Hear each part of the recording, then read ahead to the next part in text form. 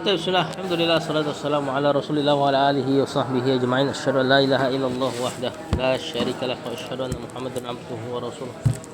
Allahumma inna nas'aluka ilman nafi'ah wa na'udzubika min ilmin la yanfa'. Apa anak kayaknya salah bawa kitab tuh. Ambil satu lagi tuh. Ini taruh aja. Kita review lagi poin pertama kemarin, berdoa ketika melihat hilal. Yang kedua, ikhlas dalam berpuasa. Jangan mengharapkan atau jangan tidak mengharapkan kecuali hanya pahala. Jangan mengharapkan apa-apa kecuali pahala dari Allah. Yang ketiga, menjadikan puasa pada malam hari. Yang keempat, memperbanyak sedekah pada Ramadan. 5, jika diganggu maka katakan inni shaim. Saya lagi puasa. Yang keenam, takjilul fitri, menyegerakan berbuka, jangan ditunda. Yang ketujuh, al-fitru ala rutobat, beberapa kurma sebelum maghrib. Ya, kalau nggak ada kurma kering, kalau nggak ada air. Yang ke-8, madza yaqulu inda fitri, apa yang dikatakan ketika berbuka. Ini doanya maksudnya. Yang ke-8, yang ke-9, kasratu tilawatil Quran fi Ramadan, memperbanyak tilawah Al-Quran. Yang ke-10, ad-du'a asna asyam, berdoa di tengah-tengah puasa. Maksudnya ketika lagi puasa doanya ijabah. Yang ke-11, tidak meninggalkan sahur. Sebisa mungkin makan sahur, biar cuman sedikit, biar nggak lapar, biar nggak nafsu. Yang ke-12, yustahab, dan termasuk makan sahur atau cuma makan misalnya kurma 1 biji, sudah dianggap sahur. Bahkan air putih di waktu itu ya, waktu ketika menjelang azan subuh. Yang ke-12, disukai untuk menjadikan sahurnya, maksudnya disukai untuk makan kurma ketika sahur. 13, mengakhirkan sahur ya di dekat-dekat azan, kurang lebih setengah jam. Yang ke-14, tidak kenyang-kenyang. Yang ke-15, disukai untuk taftiris shaimin, membukakan puasa untuk orang lain. Yang ke-16. Oh, udah itu. Oh, berarti udah habis. Semangat dalam bersolat tarawih. Yang ke-17, bersungguh-sungguh dalam hari 10 malam terakhir. Yang ke-18, iktikaf, berdiam diri di masjid. Ini masih kaitan dari poin 17-nya. Kalau mau sungguh-sungguh dalam 10 hari terakhir, maka hendaknya beriktikaf. Ya, karena lebih fokus. Kalau di rumah pasti banyak gangguannya. Tapi bisa gak 10 hari malam terakhir beribadah di rumah? Bisa. 19, zakatul fitri. Nah, sekarang berarti kita masuk ke poin adabuz zakah was shadaqat. Adab zakat dan sedekah. Apa tuh sedekah?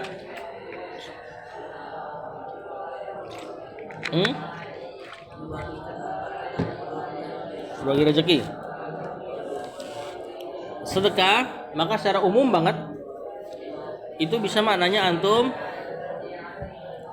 mengorbankan sesuatu untuk orang lain, baik tenaga, waktu, ilmu. Secara khusus harta, atau kita kenal dengan infak. Zakat itu sedekah yang Allah wajibkan atas hambanya dengan ketentuan-ketentuan tertentu. Misal zakat fitri, antum sudah tahu, kemarin sudah dibahas, ngasih 1 sok 4 mud atau 4 mud makanan pokok sebelum Ramadan. Nanti ada zakat mal harta. Orang yang punya uang atau emas sekian gram, kalau nggak salah hari ini nih, kalau dikonversikan ke rupiah, orang yang punya harta sekitar 150, 60, 70 jutaan, itu dia wajib ngeluarin 2,5%-nya kalau itu harta nggak turun dari kadar minimal selama setahun. Misal, taruhlah kita katakan 150 juta. Ini kita pakai konversi rupiah biar mudah dipahami aja. Ini orang punya duit 150 juta. Sebulan ke depan 160 juta. Sebulan ke depan 155. sampai setahun dia nggak pernah turun ke 149. Sampai setahun masih di atas angka 150.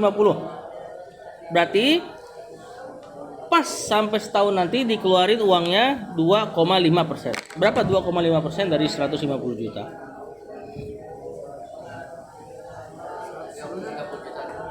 Hah? Coba kita hitung. 150 juta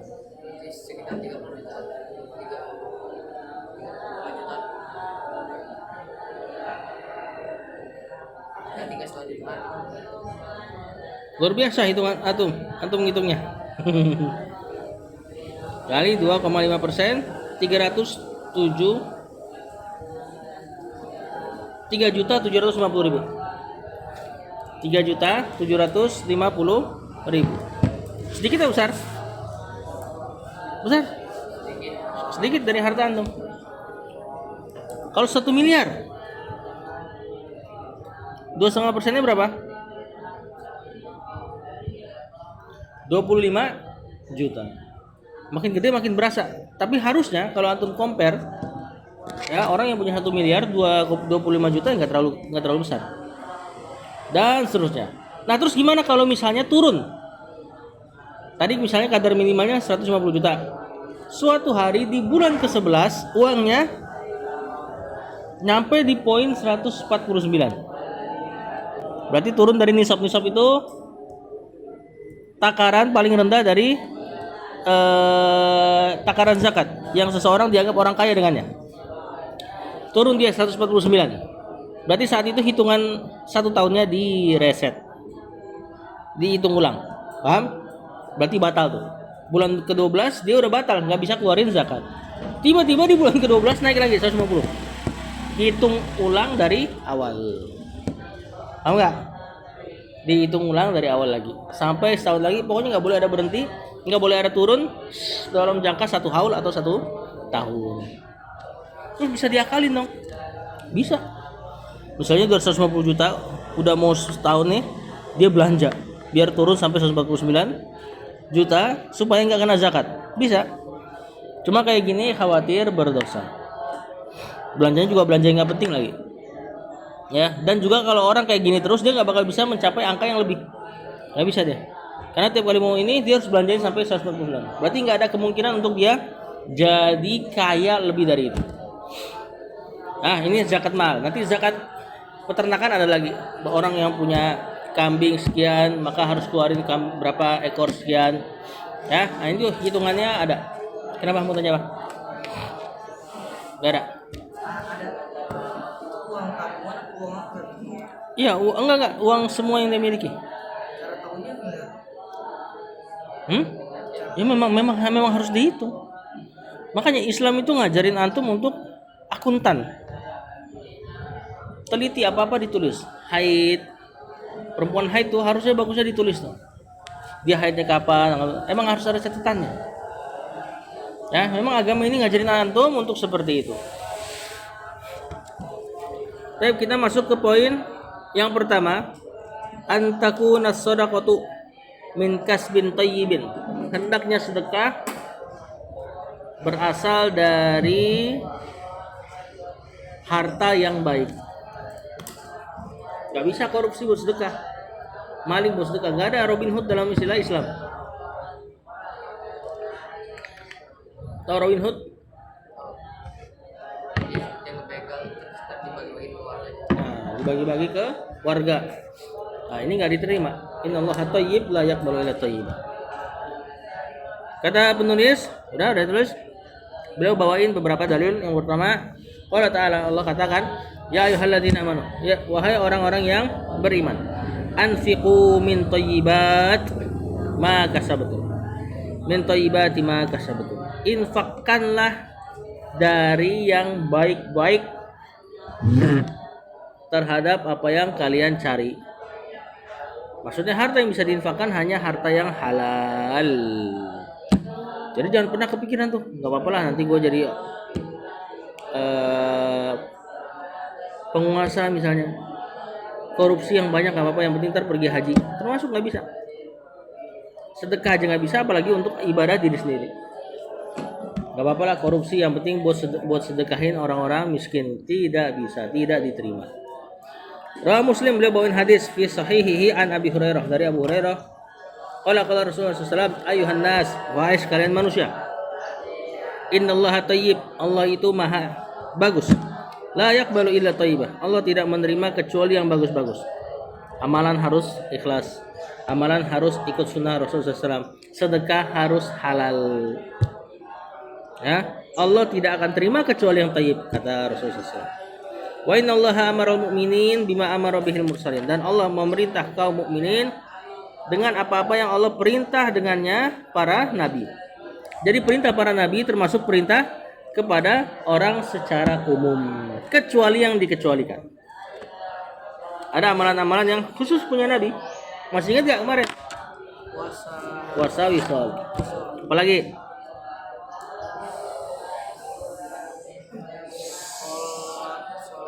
Salat witir wajib nabi. Kita enggak, alhamdulillah.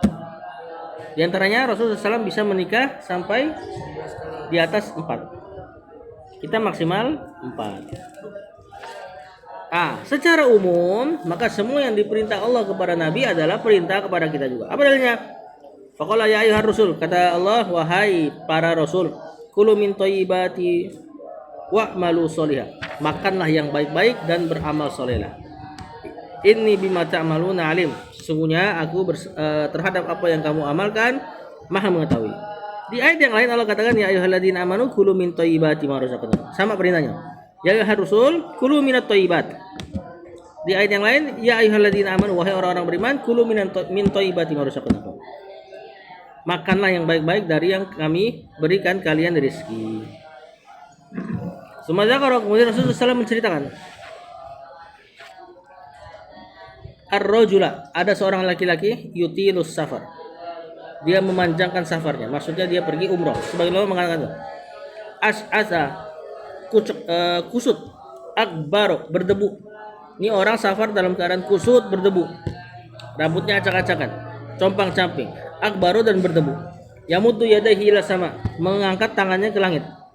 Ya Rob, ya Rob, dia mengatakan ya Rob, ya Rob. Wa mat'amuhu haram, tapi dia makan dari hasil yang haram. Wa masrabuhu haram, pakaian yang tadi kusut haram juga. Wa malbasahu haram, wa malbasuhu afan, masrabuhu minuman. Wa malbasuhu haram, wa ghuziya bil haram, dan dia diberi gizi dengan yang haram-haram. Kalau gizi berarti semua yang menyehatkan tubuhnya. Makanan, minuman, bahkan tidurnya. Dia tidur di waktu-waktu yang haram. Gimana tidur di waktu yang haram? Bukan itu maksudnya. Dia tidur dalam waktu yang dia harusnya bekerja. Dia tidur di waktu yang dia nggak boleh tidur. Misalnya seseorang bekerja di jam 8 sampai jam 5. Dia tidur jam 8 sampai jam 10. Nanti kerja jam 10. Nggak boleh. Nah, ini berarti bergizi dengan yang haram. Kata Rasulullah SAW, fa'anna yustajabu lidzalika. Gimana mau diijabah doa orang kayak gini? Lihat, orang ini ngumpulin 4 sebab doa diijabah. Pertama, safar. Bahkan kata ulama, safarnya safar umroh loh. Orang umroh ada istijabah doa gak? Ada. Terus yang kedua, kusut, lagi berdebu. Keadaan yang lusuh bikin doa semakin dijabah. Yang ketiga, mengangkat tangan. Ada hadis Rasulullah SAW katakan bahwasanya Allah malu ketika hamba nurunin tangannya setelah berdoa lalu Allah nggak kasih apa-apa.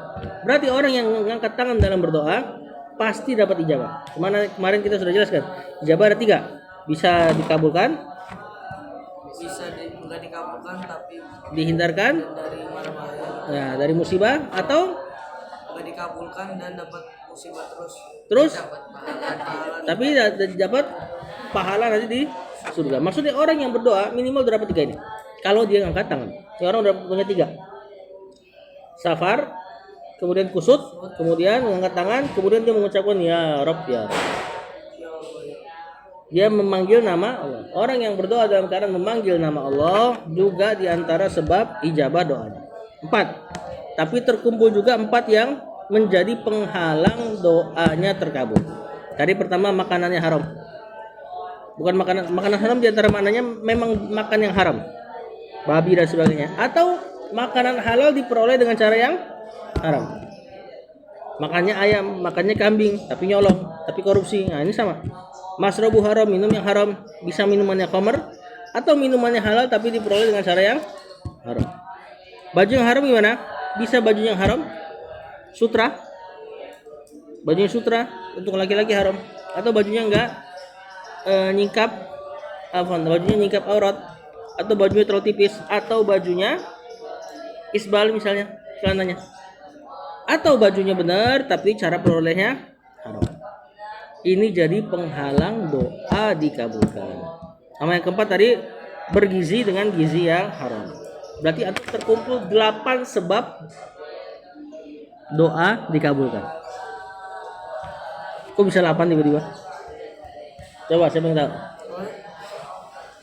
Di sini, di hadis ini terdapat 8 sebab doa dikabulkan. Dari uraian 4 sebab doa dikabulkan, 4 sebab doa terhalang, ditolak. Antum bisa kumpulin jadi 8. Gimana caranya? Karena yang pertama makan apa? safar. Safar. Yang kedua Keadaan lusuh. Yang ketiga mengangkat tangan. Yang keempat ya berdoa atas nama, memanggil nama Allah. Tawassul dengan nama Allah. Yang kelima Apa? coba dari mana angka 5 nih? Bersyukur atas nikmat yang Allah berikan. Makan halal. 6 minum halal. 7 pakaian yang halal. 8 bergizi yang halal. Di sini juga antum dapati 8 sebab doa tertolak. Yang pertama Safar benar, safar ke jalan yang buruk. ya boleh, atau enggak tidak bersabar, berarti dapat ijabahnya kurang. Yang kedua keadaan yang rapi. Yang ketiga berdoa tidak mengangkat tangan. Yang keempat Doa tidak menyebut dengan nama Allah. nah berdoa tanpa menyebut nama Allah. Ya, yang kelima makanan haram, minuman haram, pakaian haram, gizi yang haram. Berarti kalau mau doa pakaiannya lusuh. Ya enggak, kalaulah dalam keadaan yang lusuh minta. Misalnya antum habis kusut bantuin jadi relawan bencana. Ingat hadis ini, minta sama Allah. Di situ ada ijabah. Enggak usah dikusut-kusutin. Mau doa nih kusut-kusutin kan. Ya. Nah, ini diantara faedah yang dikatakan penulis. Dan di sini hadis ini kalau antum perhatikan ada pertama dikatakan layak balu illa thayyibah. Allah itu thayyib, tidak menerima yang kecuali yang thayyib. Terus di belakangnya ngomongin makanan halal dan makanan haram. Di sini kata penulis berarti apalagi di ayat ya ayyuhar rasul, wahai para rasul, makanlah dari yang baik-baik dan lakukanlah amal soleh. Berarti di antara sebab orang beramal soleh ketika makanannya halal. Ini penting nih, di antara sebab orang beramal soleh, mudah beramal soleh ketika makanannya halal. Makanya antum lihat kalau sudah jadi artis misal, penyanyi, kita tahu lah hartanya nggak baik, benar nggak? Biasa kehidupannya pun ikut nggak baik, narkoba, zina, pacaran dan sebagainya. Tapi kalau misalnya kita punya anak, nah kita nolong itu tapi beli bajunya buat anak kita pakai uang haram, itu anaknya termasuk kena nggak ya? Itu diperselisihkan para ulama. Diperselisihkan. Sebagian mengatakan la taziru ayatnya tuh? Lupa nah. Gimana ayatnya? Astagfirullah. Ayat pendek. Seseorang tidak menanggung dosa orang lain. La taziru waziratu wizra ukhra. Ya, jadi anak yang enggak tahu apa-apa. Sebagian mengatakan tetap berpengaruh karena secara kenyataan banyak seperti itu. Banyak kejadian anak bandel banget gara-gara orang tuanya ternyata kerja di bank konvensional ya. Banyak kejadian seperti itu. Berarti ada ngaruhnya. Tapi sebagian orang mengatakan la taziru waziratun wizra ukhra. Seseorang enggak nanggung dosa orang lain. Maksudnya kalau dia berbuat buruk, kita kan cuma anak. Ya, mudah-mudahan itu tuh jawabannya. Ya, antum sebagai anak mudah-mudahan seperti itu. Tapi mudah-mudahan ya orang tua antum halal cari rezekinya. Juga makanan yang halal membantu ijabahnya doa. Yang kedua, poin kedua. Tadi yang pertama poinnya apa? Sedekah hanya dengan yang halal. Yang kedua, antakuna shadaqatu min ajwadil mal. Hendaknya sedekah dari harta yang terbaik.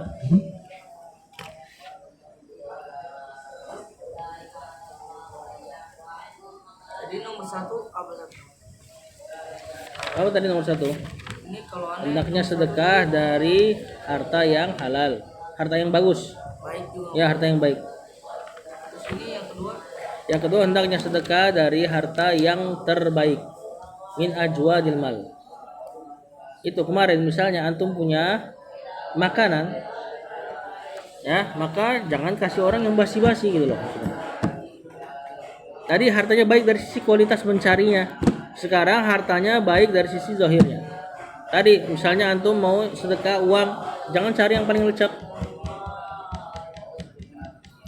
Sedekah buah, jangan cari yang banyak uletnya. Disedekahin. Allah Ta'ala, Allah katakan, wala tayammamul khabitha, janganlah mencari-cari yang buruk, minhu tunfikun, dengan yang dengannya kalian berinfak. Walastum biakhidhihi, yang harta tersebut pun kalian gak mau ngambilnya. Jangan mencari yang buruk untuk disedekahkan. Yang harta tersebut seandainya antum dikasih, antum pun gak mau, gitu kata Allah. Ila antum midu fihi, kecuali dengan sambil sinis. Nah, kira-kira kalau ada harta yang antum terima dari orang, bikin antum nerimanya dengan sinis, misal sedekah baju, yang dikasih baju bolong-bolong dan sebagainya, insya Allah antum sinis ketika ngambil. Maka yang kayak gitu juga jangan dikasih ke orang. Paham? Mudah dipahami nih. Wa'lamu, ketahuilah annallaha ghaniyun hamidun. Sesungguhnya Allah maha kaya lagi maha terpuji. Berarti kalau baju bekas nggak boleh. Boleh, kalau layak boleh. Terlebih orang yang memang sangat butuh ya, seperti tempat-tempat bencana, dia udah nggak lihat tuh kualitasnya. Cuma antum jangan benar-benar memberikan hal yang tidak layak. Baju bekas tapi robek misalnya di bagian bodong, itu kan aurat nanti. Ya. Atau BH bekas. Nah, ini kan kalau BH kan gimana gitu kalau bekas? Iya, celana dalam bekas. Hendaknya nggak dikasih. Ini dari sisi pemberinya. Dari sisi yang dikasih hendaknya bersyukur kalau memang dapat yang kayak gitu. Paham nggak? Kalau dari sisi yang diberi, jangan pakai dalil ini. Misalnya, Umar jajan roti 2.000-an sama gocengan. Antum dikasih 2.000-an. Antum terima gak hadiahnya? Terima. Jangan pakai dalil ini. Antum hafalin ayat ini. Kemudian ngomong ke Umar. La yatamamul khabitha minhu tunfikuna wala subiakhidi illa antum midum fihi. Kalau yang diberikan sedekah, maka disuruh bersyukur terhadap apapun yang diberikan. Si pemberi sebisa mungkin ngasih yang terbaik. Kalau seseorang sudah mainkan dalilnya masing-masing, mantap ini. Alhamdulillah. Enak dalam hidupnya. Ini maksudnya mainkan dalil masing-masing kayak gini. Ya. Kalau ini apa? Misalnya orang masih celana ini apa cacatnya bolong atau robek-robek, terus boleh gak dipakai? Boleh. Antum nggak apa-apa nggak pakai dia. Dan tetap dalam keadaan bersyukur. Gimana sih kalau nerima hadiah, senang. Tahu-taunya misalnya zong, udah nggak usah dipakai. Nah, antum kalau ngasih orang jangan kayak gitu, paham nggak? Kasih orang berusaha yang terbaik. Kalau dikasih orang berusaha bersyukur. Di antara adab nanti diberi hadiah itu, antum langsung pakai. Kecuali nggak mungkin ya, kayak tadi misalnya antum dikasih sempak, jangan langsung pakai di situ juga. Misalnya kalau dikasih hadiah minyak wangi, langsung semprot saat itu juga. Itu si pemberi akan senang. Nah, ini mainan antum nih, apa? Ranah antum bagi yang diberi hadiah seperti itu. Kalau memberi hadiah ranahnya kasih yang terbaik. Sama kayak orang hutang. Orang hutang kan ada dalil keutamaan membebaskan hutang atau menunda hutang. Jadi antum punya ngutangin orang, orangnya belum sanggup bayar, maka ditangguhkan. Itu ada pahala besar. Antum ngutangin fulan 10.000, si fulan ternyata nggak bisa bayar. Ya udah, anda itu kasih waktu 2 hari, itu ada pahala besar. Apalagi dibebaskan. Udah itu buat antum. Pahalanya besar. Ini dalil jangan dipakai sama yang Ini dalil jangan dipakai sama yang ngutang. Paham nggak? Misalnya pasti kita tagih, udah hari Senin nih, mana yang mau bayar utang nggak? Terus langsung yang ngutang bilang, akhi, pakai akhi lagi ya kan? Rasulullah SAW mengajarkan untuk menangguhkan hutang dan membebaskan hutang itu adalah yang terbaik. Jangan kayak gitu. Kalau yang ngutang, dalilnya apa? Dalilnya itu, misalnya Rasulullah SAW katakan bahwasanya orang yang jihad mati syahid, kalau mati bawa hutang tidak diterima rohnya. Ada hadis mengatakan kurang lebih seperti itu maknanya. Orang yang mati syahid bahkan kalau mati bawa hutang, rohnya tidak diterima. Maksudnya dipersulit. Nah, ini dalilnya si pengutang. Berarti kalau misalnya aneh punya utang sama Umer, ya 2000. Jangan biasakan berhutang. Kalau ada ganti. Rasulullah SAW berlindung dari perkara ini. Walaupun halal ya, hutang halal. Cuma Rasulullah SAW berlindung untuk minta kepada Allah jangan jadikan aku berhutang. Ya. Anak sama Kauka udah mati terus kalau pas udah mati ditanya nggak misalnya hutangnya mau dilunasi apa mau tetap dibayar kan? Udah mati misalnya. Iya, terus Kauka Terserah yang punya utang, yang punya ngutangin. Kalau dia tetap minta bayar, orang wali antum yang ngasih. Kalau nggak dibayar gawat. Jangan main-main sama utang. kalau mati dua-duanya Sat? Dah, jangan digangguin. Hah? Kalau mati dua-duanya Buset. enggak maksudnya Kauka kalau di akhirat itu ditanya nggak Sat? Maksudnya mau dilunasi Wallahu alam. Aneh kalau memudahkan antum nanti antum keseringan ngutang. Sama kayak penyakit atau musibah itu sebabnya dua. Penggugur dosa dan pengangkatan derajat. Penggugur dosa, kalau orang dapat dosa berarti kalau dia sakit dosanya berkurang. Ada orang-orang yang gak punya dosa tapi tetap sakit. Siapa misalnya? Para nabi. Hidupnya bersih, musibahnya banyak. Apa tujuannya? Pengangkatan derajat. Allah pengen surga yang lebih tinggi buat dia, tapi harus ada sebab. Jadi diantaranya ditimpa musibah. Nah, antum kalau sakit jangan ngerasa diangkat derajatnya, tapi ngerasa dihapuskan dosa. Ya. Tapi kalau ngejenguk, fokuskan pada pengangkatan derajat. Ya ketika ngejenguk mengatakan la ba'sa tahurun insyaallah enggak apa-apa, ini lagi diurutkan dosanya. Atau dikasih motivasi. Bisa jadi lagi Allah angkat derajat antum dengan sakitnya. Jadi dibikin senang, jangan terbolak-balik. Tapi kalau mau sakitnya lebih lama gimana? Apa? Boleh gak kalau mau sakitnya lebih lama? Maksudnya gimana? Ya, misalnya sakit puyeng, terus waduh, ini udah dikit lagi sembuh, kepalanya dipukul-pukul biar makin lama sakitnya Sat. Ya nggak boleh lah. Nggak boleh. Itu ada aja pertanyaannya. Nah itu dalil pertama tadi, yang dari poin yang kedua. Kemudian beliau bawain dalil lagi Allah Subhanahu lan tanalul birra, ini dalil yang kemarin. Kalian tidak akan mencapai albir, kebaikan, kebajikan, surga, hatta tunfiqu mimma tuhibbun, sampai ini antum belum ya? Ini ayat ini udah belum kemarin kelas 2 kalau nggak salah. Kata Allah, kalian tidak akan mencapai albir di antara mananya surga atau kebaikan yang besar, hatta tunfiqu mimma tuhibbun, sampai kalian menginfakkan di antara yang kalian cintai. Jadi kalau antum suka sama sesuatu, coba sesekali langsung infakkan untuk dapetin ayat ini, keutamaan ayat ini. Minimal sekali aja sumber itu. Kemudian kata Allah, wa ma tunfiqu min syai'in fa innallaha bihi alim. Apapun yang kalian infakkan, sesungguhnya Allah Maha mengetahui apakah barang itu antum sukai atau barang itu sebenarnya memang antum gak suka tapi infakkan. Nah, kalau antum bisa sesekali dapat sesuatu yang antum suka, kepikiran ayat ini, coba infakkan. Gak harus hal yang besar-besar. Misal dapat lauk, antum dapat lauk yang paling mantep lah. Dibagi lauk-lauk, antum dapat paha ayam atas bawah lagi. Teman-teman sayap.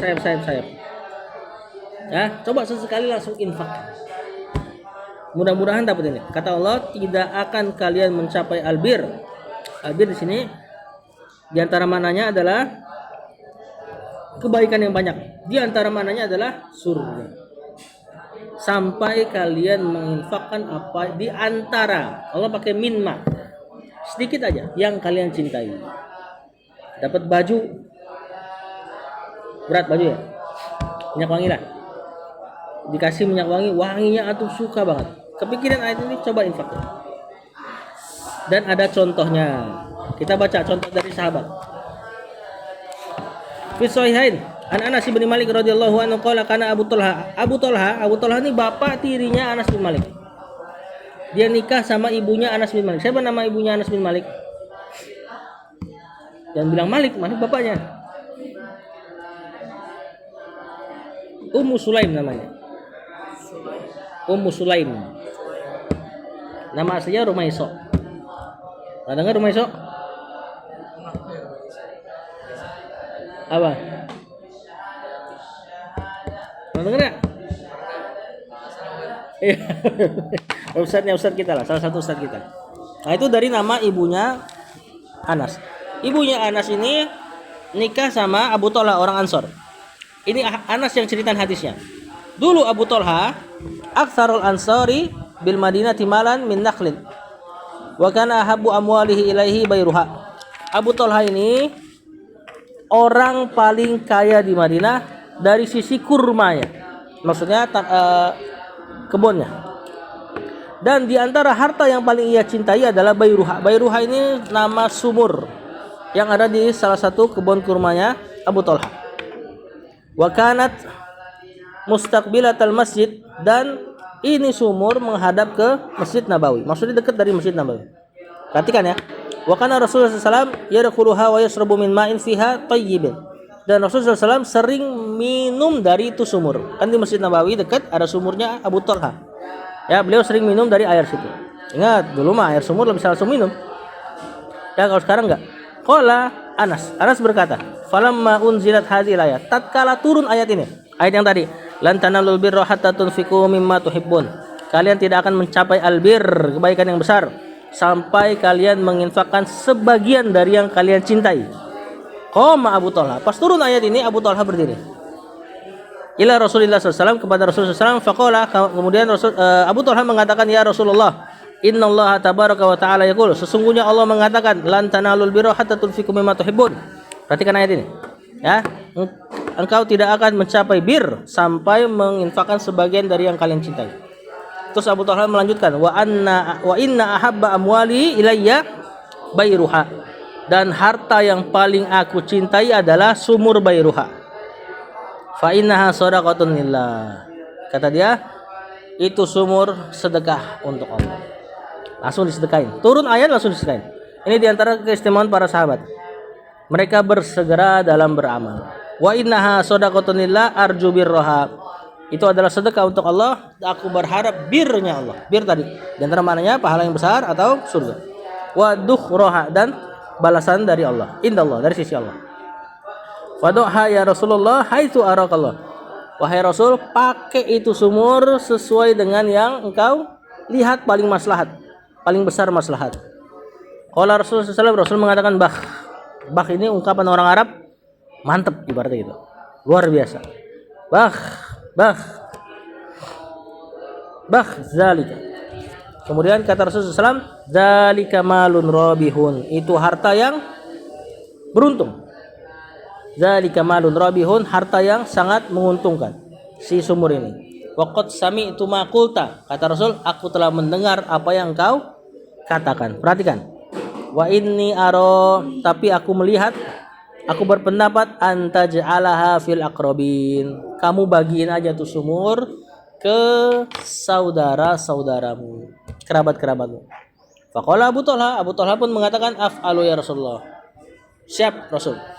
Nurut dia kasih ke Rasul suruh sedekahin ke saudaranya. Faqasamaha Abu Talha fi aqribihi wa bani ammi. Maka Abu Talha pun bagiin itu sumur untuk kepemilikan paman-paman, bibi-bibi dan sepupu-sepupunya. Ala kulli hal, di sini sahabat Abu Talha ketika turun ayat itu langsung diamalkan, apa yang dia cintai langsung diinfakkan. Ini poin pertama dari akhlak yang mulia para sahabat. Ada akhlak mulia dari Rasul SAW. Siapa yang tahu? Di kisah ini ada satu akhlak mulia dari Rasulullah SAW. Bersedekah. Orang dia disedekahin. Ayo. Dengan bahasa antum aja nggak apa-apa. Tawadu. Enggak, bahkan dia nggak terima ini. Dia nggak terima loh. Tidak menerima sedekah. Bukan dari sisi itu. Ini kalau dalam istilah syariat kita disebut an-nusah. Nasihat. Yang sering diterjemahkan nasihat.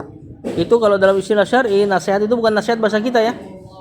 Nasihat dalam istilah syar'i iradatul khairi lil ghairi, ingin kebaikan untuk orang lain.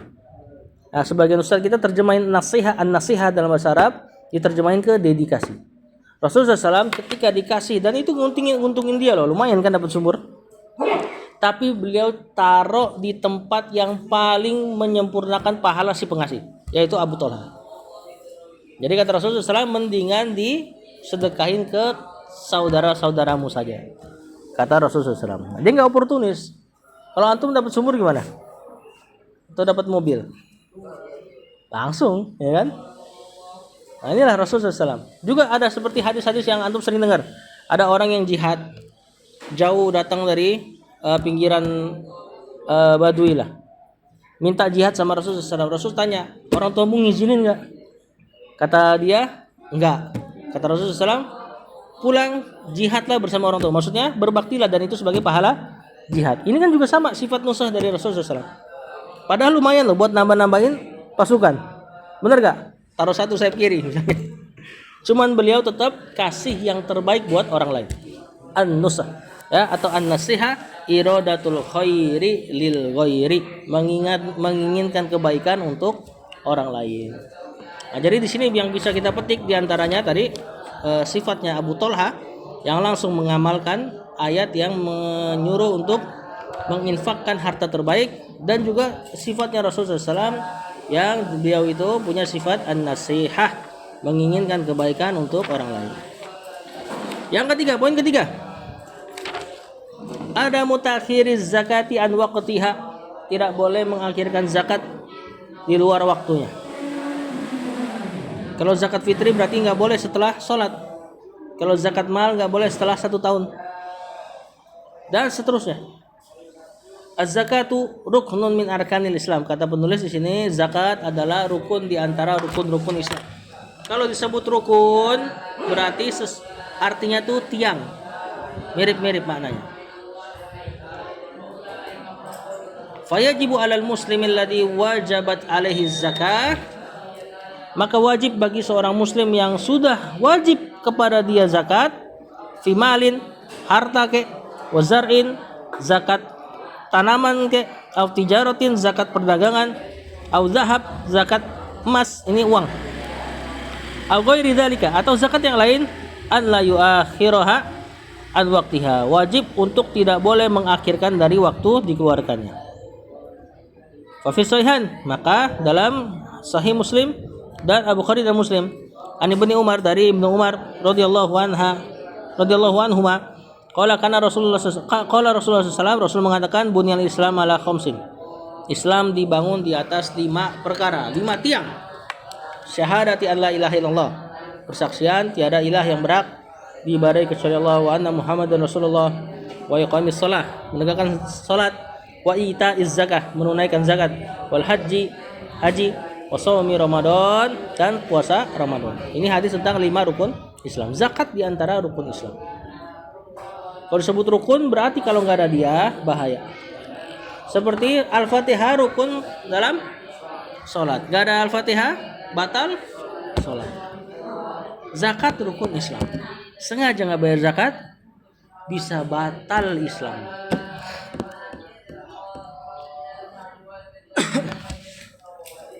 Kemudian Rawal Bukhari an Abi Hurairah, dari Abu Hurairah, qala Rasulullah SAW, man atahullahu malan, siapa yang Allah kasih harta, maksudnya adalah kaya, falam yuaddi zakatahu, tapi dia enggak mau menunaikan zakatnya, muthilalahu maluhu syuja'an aqra'a lahu zabibatan, maka itu harta nanti di hari kiamat Allah jadiin ular. Kemudian ularnya akro. Akro ini maknanya botak. Lahu zabibatan, punya 2 taring. Wallahu a'lam bentuknya gimana. Intinya bentuknya gak enak pasti. Yutawwaquhu, yang ular ini melilit si pemilik harta. Yaumal qiyamah, pada hari kiamat. Ya'khudhu bilih zimataihi, kemudian ular ini menggigit si pemilik harta dengan rahangnya. Yakni bisyidqaihi, maksudnya digigit. Yaqul, lalu ular ini mengatakan, ana maluka, saya adalah hartamu.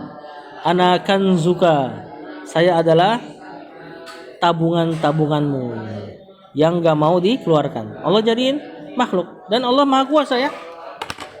Sebagaimana nanti Al-Quran juga Allah jadikan berjasad lalu nemenin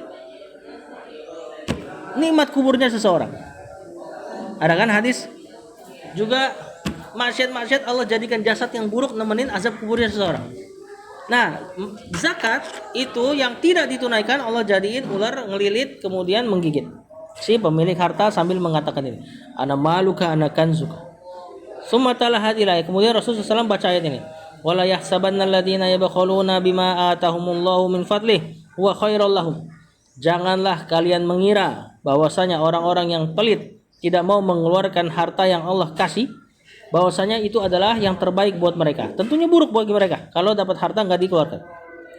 Sayutawwaquna, mereka akan dililit. Ayatnya juga ada. Mereka akan dililit ma bakhilu bih, terhadap apa yang mereka pelit terhadapnya. Yaumal qiyamah, pada hari kiamat. Walillahi mirasus samawati wal ard, dan Allah lah pemilik atau pewaris dari langit dan bumi.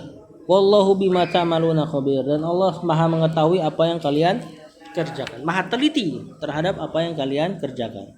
Antum enggak bayar zakat, insyaallah orang enggak tahu. Benar enggak? Beda sama salat. Kalau sholat, antum gak sholat orang tahu. Ya, fulan gak pernah nongol-nongol di masjid. Atau antum gak puasa, kadang-kadang orang tahu. Nemuin antum di warteg misalnya. Warteg yang hordengnya ditutup. Gitu gak kalau di ini, Tanah Tinggi? Orang yang gak bayar zakat, sulit untuk ketahuan. Benar kan? Tapi Allah katakan di ayat tentang zakat ini, wallahu bima ta'maluna khabir. Allah maha teliti kok terhadap apa yang kalian lakukan. Kalau kalian gak bayar zakat, Allah tahu. Ya, dan nanti ada konsekuensinya. Juga di antara makna zakat itu artinya apa? Enggak, secara bahasa Arab. Tazkiyah. Tazkiyatun nafas. Pernah dengar enggak tazkiyatun nafas?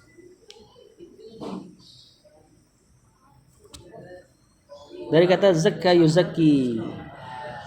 Zakat dalam bahasa Arab di antara maknanya adalah suci. Suci, bersih. Nah, kenapa zakat ini, ngeluarin harta wajib ini disebut zakat?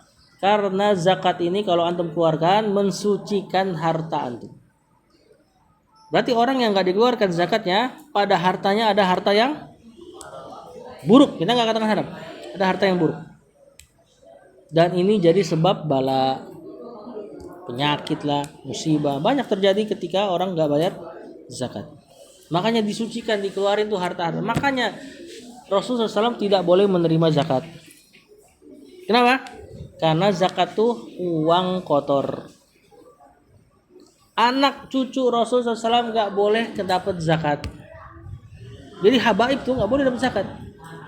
Kalau memang mereka beneran cucu-cucu Rasulullah SAW. Ahli bait, istri Rasul nggak boleh dapat zakat. Bani Hashim secara keseluruhan nggak boleh dapat zakat. Nah, ini ada konsekuensi spesial dari Ahlul Bait. Ahlul Bait orang-orang yang keluarga-keluarga Rasul. Di antaranya mereka nggak boleh dapat zakat. Karena zakat harta kotor. Makanya harus dikeluarin, hendaknya dikeluarkan. Allah Ta'ala, beliau bawain ayat lagi. Wa huwa alladhi ansha'a jannatin ma'rusyat wa ghairu ma'rusyat. Wan nakhla waz zar'a mukhtalifan ukuluh wa zaituna war rumanu mutasyabihan wa ghairu mutasyabih. Kulu min samarihi idza athmara wa atu haqqahu yawma hasadih wa la tusrifu innahu la yuhibbul musrifin. Allah lah yang jadikan surga-surga itu ma'rusyat. Ma'rusyat di antara maknanya adalah apa ma'rusyat? Coba kita lihat di ini.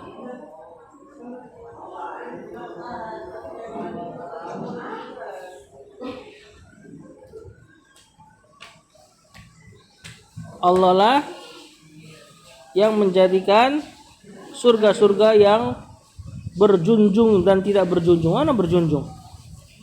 Pohon kurma, tanaman-tanaman macam-macam buahnya, zaitun dan delima yang serupa bentuk dan warnanya dan tidak sama rasanya. Kata Allah, makanlah dari buah-buah yang macam-macam. Oh, di sini jannat maknanya adalah kebun, bukan surga. Allah lah yang jadiin kebun-kebun kalian, wahai kalian para pak tani, ibaratnya gitu loh.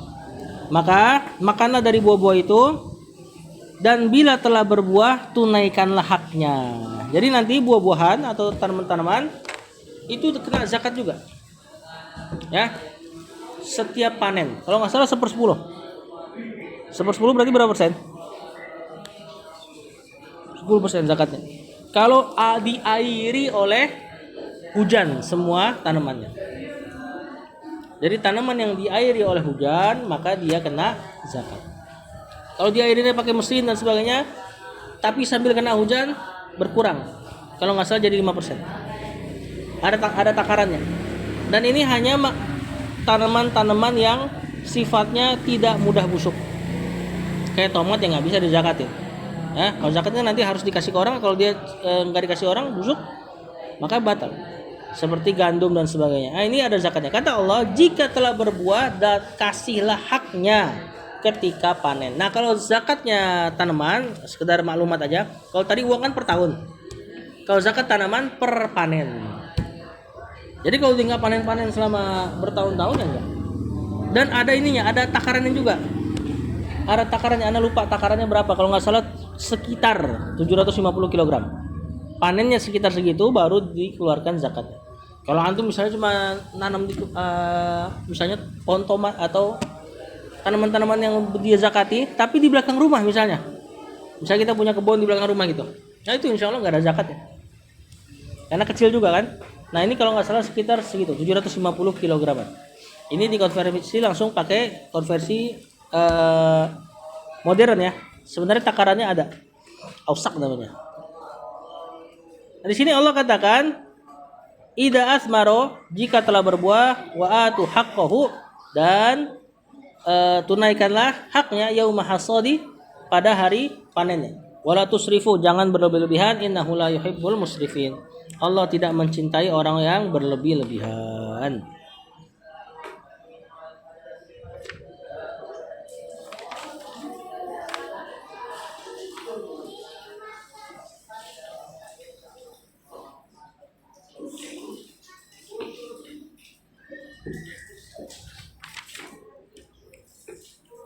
Satu poin lagi yang keempat, an yu'addiz zakata binafsin thayyibatin.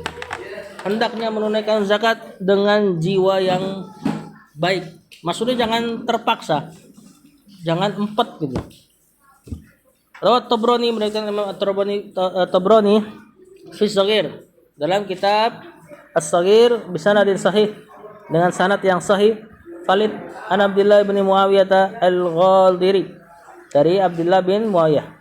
Qala Nabi SAW, Nabi mengatakan, salasun, 3 hal, man fa'alahunna faqad ta'ima ta'mal iman. Barang siapa yang melakukan 3 hal ini, maka dia telah merasakan manisnya iman. Man abadallaha wahdah. Yang pertama, orang yang mengibadahi Allah saja. Wa annahu la ilaha illallah, dan bahwasanya tidak ada ilah yang berhak diibadahi kecuali Allah. Orang yang beribadah kepada Allah saja akan merasakan manisnya iman, walau semiskin apapun. Perhatikan ya, orang kafir mau kaya gimana pun, ya sumpek hidupnya. Mereka punya pasangan yang cantik tapi masih selingkuh. Biasa tuh orang kafir begitu. Walaupun teriaknya setia pada satu pasangan, gak mau poligami, tapi zina. Anak-anaknya, hartanya banyak, motornya bagus-bagus, tapi konsumsi narkoba. Narkoba apa yang dicari? Kenikmatan, ya kan? Ada rasa nikmat di situ.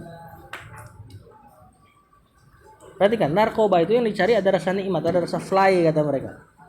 Berarti ada kebahagiaan yang mereka nggak dapat. Maka orang yang mengibadahi Allah saja bertauhid akan merasakan nikmatnya iman walaupun hidupnya terlihat susah. Yang kedua, wa atau zakat malihi thayyibatan biha nafsuhu rafiratan alaihi kulla amin wala.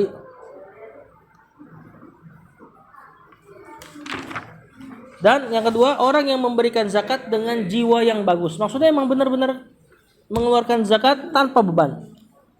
Enggak ngerasa tadi misalnya uangnya 1 miliar, zakatnya tadi berapa? 25 juta. Dia ngerasa gila nih 25 juta nih. Gua empot-empotan nyarinya katanya. Harus dikasihin. Nah, kalau ada 4 kayak gitu, maka ini tidak sesuai dengan adab orang berzakat. Itu bayangin 25 juta dibanding duit dia 1 miliar, kecil banget harusnya. Tapi masih 4. Rafidatan alaihi, memang terdorong hatinya pengen bayar zakat. Kula amin setiap tahun. Wala yu'til harimata, dan dia tidak memberikan hewan-hewan yang tua. Ini kalau zakatnya hewan. Wad zariyah, wad darinata, dan hewan-hewan yang ompong. Ini kalau zakatnya hewan tadi ya.